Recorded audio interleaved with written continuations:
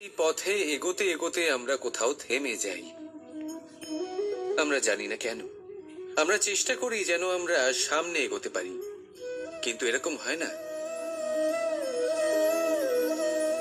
কি কারণ হতে পারে এর? আসুন আমি আপনাকে বোঝাই। মনে করুন আপনি কোনো রাস্তায় হাঁটছেন, আপনার পা মুচকে গেল, আপনি পায়ে আঘাত পেলেন।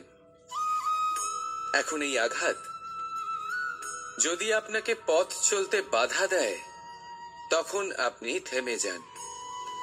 যদি আপনার ভাবনা চিন্তা ক্ষুদ্র হয়, তাহলে আপনি জীবনে কখনোই এগোতে পারবেন না। ভেঙে যাওয়া কলম দিয়ে আপনি কখনো চিঠি লিখতে পারবেন না।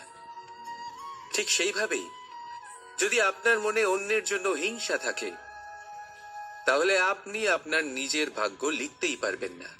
কাজের প্রতি আলস্য আপনাকে কখনো ধনী হতে দেবেই না, আর ধনের প্রতি লোভ তা আপনাকে কখনো মহান হতে দেবে না।